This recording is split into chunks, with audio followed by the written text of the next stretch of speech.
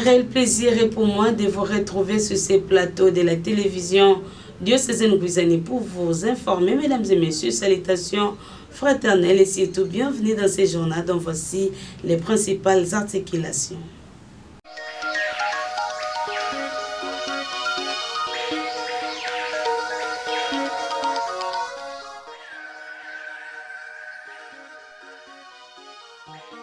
Deux religieux en conférencier dans la première partie de la journée du jeudi 12 septembre sur la vocation et la mission d'une personne consacrée. Les activités sont paralysées dans plusieurs écoles officielles et conventionnées catholiques de la ville de Boma. Élèves et enseignants absents suite au mouvement de grève. Encore une fois, mesdames et messieurs, bienvenue dans ces journaux et surtout merci de rester avec nous. Nous débutons notre journal par les nouvelles qui se déroulent au sein de l'église locale. L'assemblée synodale au diocèse de Boma qui se déroule dans la salle Saint-Antoine va bon train. Deux religieux en conférencier dans la première partie de la journée du jeudi 12 septembre sur la vocation et la mission d'une personne consacrée. Le détail dans cet élément de reportage de Vital Lando sur les images d'Arnold Soko.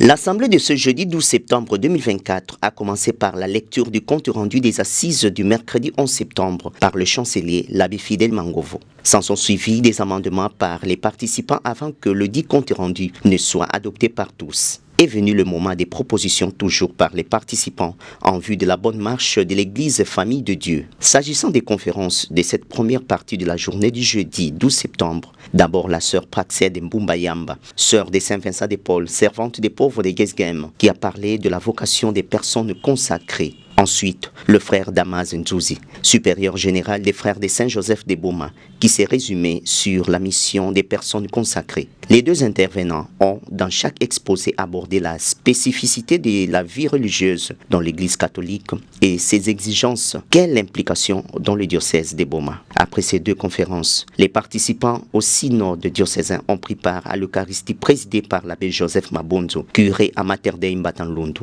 Celui-ci a, au cours de son homélie, tiré des textes bibliques, fait savoir que la connaissance intellectuelle ne suffit pas pour édifier l'Église. Il faut de l'amour vrai et sincère, car une connaissance sans amour conduit vers la ruine. Et là où Dieu est présent, il n'y a point d'échec. Au-delà de nos connaissances, réflexions directives, n'oublions pas, mes frères et sœurs, de susciter et de faire croître à nos cœurs, nous qui sommes présents ici, et dans les cœurs de tous les membres de notre Église, l'amour vrai et sincère. L'amour de Dieu, bien sûr, mais aussi et surtout l'amour du prochain. Et l'amour même de nos structures ecclésiales. Aimer notre Église, aimer notre diocèse, aimer notre pasteur ordinaire, notre évêque, aimer nos prêtres, même s'ils nous insultent, aimer les ouvriers apostoliques, les chefs catéchistes, les catéchistes, qui lorsqu'ils veulent rassembler les fidèles, puisqu'ils ne sont pas aimés, ils ne vont pas, ils n'ont pas d'offrande. Nous, les pasteurs, aimons nos fidèles, même si nous critiquent, nous boudent. Aimer nos paroisses, aimer nos congrégations, nos instituts religieux, aimer nos communautés, aimer notre ministère, aimer notre vocation, aimer nos apostolats, aimer nous-mêmes les biens et les avoirs de notre Église, aimer nos œuvres.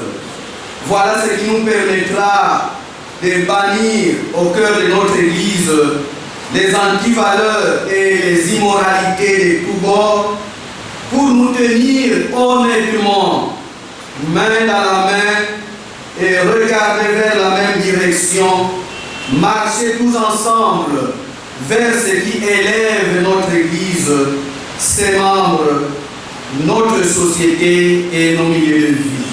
Le synode diocésain a commencé depuis lundi 9 septembre 2024 par une messe célébrée par son Excellence Monseigneur José-Claude Mbimbimbamba, évêque d'Eboma, au sanctuaire de la cathédrale Notre-Dame de l'Assomption. Elle est composée de plus de 300 personnes, prêtres, religieuses et religieuses, ainsi que de laïcs venus des 9 doyennés du diocèse d'Eboma. Lors des assises synodales qui se tiennent au diocèse d'Eboma, les présidents du CALCC, les professeurs Soren Nimi Panzou n'a pas manqué de dire mot quant à ces propos recueillis par Crépin Goumba. Le CALCC s'appuie sur une structure qui couvre toute la République et qui s'agence comme suit. Donc il y a le CALCC, bon, il y a le niveau national, il y a un conseil national du CALCC, il y a le niveau provincial, conseil provincial du CALCC, le niveau diocésain, conseil diocésain du CALCC, et puis il y a le niveau paroissial du CALCC. En principe, on devait descendre jusqu'au niveau de CEV, puisque l'Église part de là. L'Église part de là. Mais comme nous l'avons appris, les CEV ne sont même plus vraiment fréquentés. C'est difficile d'y organiser, n'est-ce pas, le CALCC. Toutes ces structures sont créées pour couronner l'apostolat des laïcs, surtout collectif, afin de le rendre toujours plus efficient. Au diocèse de Boma, ici chez nous, le CALCC se cherche encore, malgré les efforts que son bureau diocésain ne cesse de déployer jour et nuit. Il nécessite la participation d'abord gracieuse de tous les laïcs. Et c'est là où les bas blessent, la participation gracieuse. On ne veut plus du bénévolat dans notre pays et dans notre diocèse. Certes, si le CALCC était suffisamment implanté dans le diocèse, il aurait certainement reçu la charge de recueillir les réponses des fidèles aux questionnaires préparatifs du synode. Néanmoins, des réactions ont été collectées auprès de toutes les catégories de fidèles. En ce qui concerne le thème 2, celui portant sur la vocation et la mission des fidèles laïcs dans l'Église et dans le monde, il a été reconnu qu'en règle générale, les fidèles laïcs du diocèse de Boma sont engagés. Et je pense que M. l'abbé s'est étendu sur tout ça. Et tout ça, ce n'est pas nécessaire que je revienne là-dessus. Alors, qu'est-ce que je vais faire? Je vais nous inviter simplement à éplucher ensemble le document des synthèses qui a été établi à ce sujet, peut-être au sein des carrefours. Je vous remercie.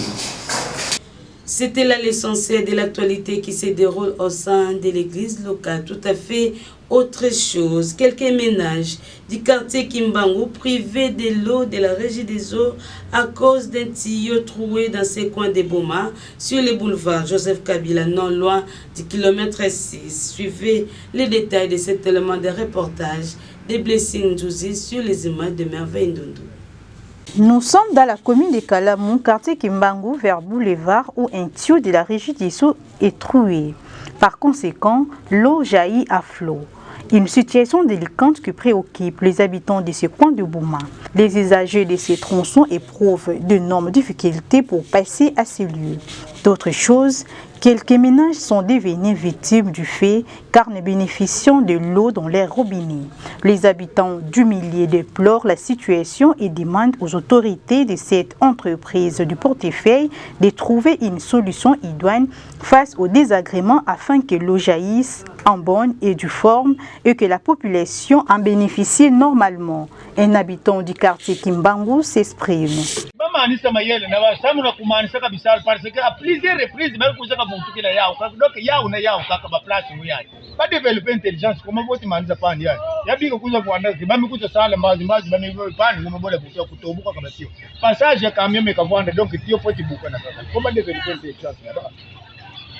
Yabika biberange ke bathi donc yakesaliri bathi ke luta donc ba moto ke luta bakebedisa bathi pamba pamba Ouvrons à présent la page éducation. Les activités sont paralysées dans plusieurs écoles officielles et conventionnées catholiques de la ville de Boma. Élèves et enseignants absents suite au mouvement des grèves constaté par nos reporters. Des salles de classes fermées, enseignants et élèves sont absents dans plusieurs écoles de la ville portière historique de Boma depuis près d'une semaine. C'est suite au mot d'ordre de grève donné par les syndicats des enseignants lors de l'Assemblée générale tenue dernièrement à l'ITP. Le constat est particulièrement fait dans les écoles officielles et conventionnées catholiques. Au lycée technique Essé, aucune salle n'a ouvert ses portes. Élèves et enseignants sont également absents. Pas d'enseignement sans paiement de l'ajout de 100 000 francs congolais, comme convenu lors des récentes assises des Bibois et des arriérés de 2 mois de la prime de gratuité. Cependant, les enseignants continuent à être dispensés dans les écoles privées, notamment au complexe scolaire Monchikengela Cadette. Les parents inquiets par la rentrée scolaire de leurs enfants, ils sollicitent au gouvernement d'honorer sa promesse lors des récentes assises des Bibois. Suivez. Les parents n'aillent en école que tout n'a pourquoi bana bazo tangati pour l'école privée babandi déjà kotang ya biso bana ti le ba otangati eza problème bana té eza problème yaba enseignant enseignant bazokani na te la propos ya ndenge bayokana ki ba salaire na bango non bayokani te yango ba enseignant ba boyi na bango kotangisa bana siko tozo tuna na l'état na biso na gouvernement bana ya biso ba l'état ba kotanga te pour calendrier scolaire eza kaka moko bana ya privé déjà ba bandi kotanga ya biso bana ba bandozaka toujours na retard pour bazotanga na l'état ou bien comment et puis tozo tuna susu gratuité yango ezakaka ou bien ezati ba par l'état na biso congolais bosunga ba enseignant na biso po batangisa bana na biso bana bazonga classe normalement biso lundi to tinda bana mais so ba messieurs ba boy kotangisa bana bazongi na ndako ezaka passe toza na problème sérieux oyo senga intervention ya gouvernement provincial ba autorité na biso ya Congo central parce que bana bazongi classe ya biso bana bandako pour batana na l'école ya biso ya l'état mais tu as remarqué ba professeur ba niveau pesa pour te ba messieurs parce que bazo réclamer ba prime na bango o bolaka ka bango gouvernement bolaka ka bango bana bazo ba retard jour na heure na ne ba ko c'est la makambo te. Comment tu récupérer 2 semaines en retard? Comment tu récupérer 3 semaines en retard? Nous demandons au gouvernement besoin prise en charge à ma professeur parce que ça va clause au déjà pour mettre en l'exécution pour que bana na biso batanga. Ce bana bazotanga en tout cas vraiment tu regretter ma casse, tu regretter ma casse biso ba parents parce que bana na privé bazo déjà avantage bazotanga ya biso bana dotana l'état bana bazotanga te à cause ya ba clause non respectée. Toujours c'est une autorité bosunga vraiment ba messieurs bosunga ba enseignants bazwa gain de cause au bolokana bango de façon que bana na biso ba notanga na kimia nyonso. Le directeur général de l'Institut supérieur des techniques appliquées Ista Lukula à Boma, le professeur Richard Lumbika, a présidé dernièrement la réunion du conseil de l'Institut. De quoi était-il question? La réponse dans cet élément de reportage. On prépare à ces assises autour du comité de gestion, tous les chefs de section, les membres du PATO, les chefs du personnel, ainsi que le coordonnateur des étudiants. Dans son allocution, le directeur général Richard Lumbika a souhaité la bienvenue à l'auguste assemblée et il n'a pas manqué de remercier les membres du comité de gestion ainsi que les autres participants pour cette franche collaboration durant l'année qui touche à sa fin.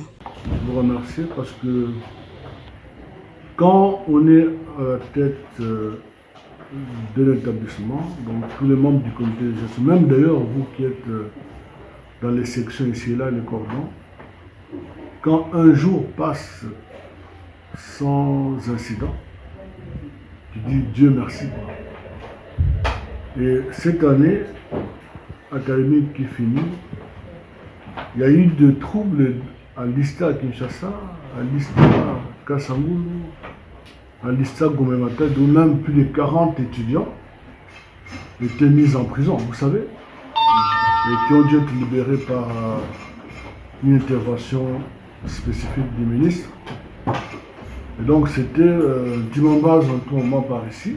Mais Dieu merci, les étudiants, je crois, ils ont vu à comprendre le message que nous avons passé et ont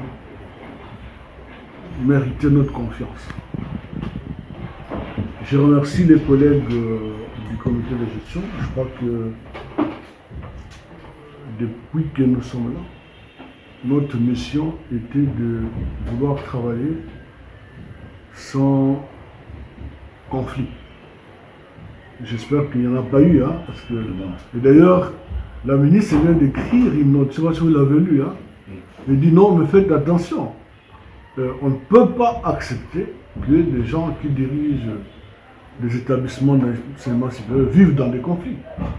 En réalité, quand vous suivez les conflits, c'est souvent à cause de quoi?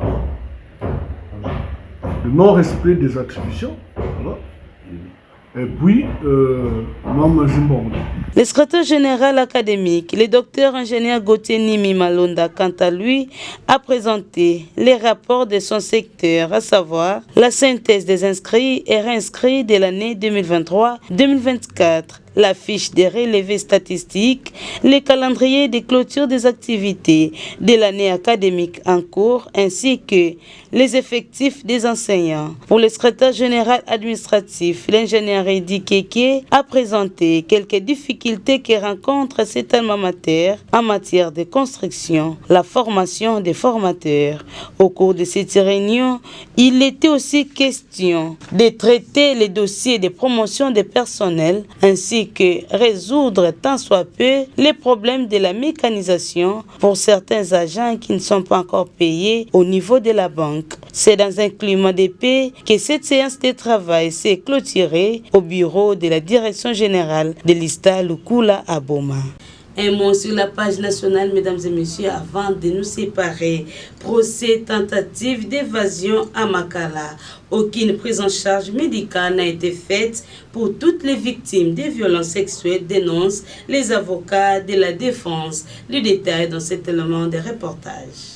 Depuis la tentative d'évasion à la prison centrale de Makala, des détenus femmes et mineurs victimes de violences sexuelles ne sont pas encore prises en charge comme il se doit par des structures sanitaires compétentes. Leur défense l'ont fait savoir au tribunal militaire garnison de Kinshasa lors de l'audience tenue le mercredi 11 septembre à la prison centrale de Makala. En dehors de la prise en charge médicale adéquate, la défense a relevé aussi des faiblesses au niveau de la prise en charge psychologique. À l'en croire, pour mieux exiger des dommages et intérêts de la part de la République démocratique du Congo au titre des réparations, ils doivent avoir les rapports des experts. Actuellement, les raisons de la tentative d'évasion à Makala ne sont toujours pas élucidées, mais le bilan annoncé par le gouvernement, 131 morts, est contesté par certaines organisations de la société civile. Selon les autorités, il y a des morts par balle, 24, tandis que d'autres détenus sont morts suite aux tirs de sommation ou encore par bousculade et étouffement. Selon toujours le gouvernement via le vice-premier ministre, ministre de l'Intérieur, Sécurité, Décentralisation et Affaires coutumières, Jacquemain Chabani, quelques femmes violées sans donner le nombre.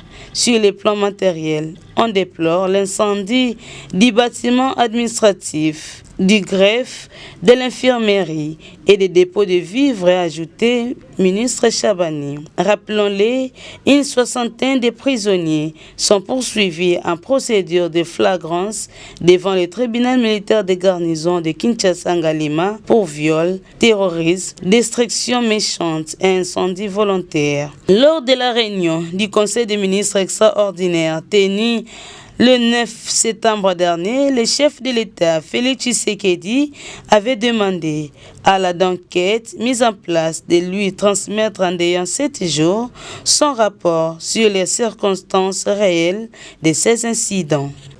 Fin de ce journal, mesdames et messieurs, pour tous ceux qui ont pris en cours d'édition, place à présent rappel des titres.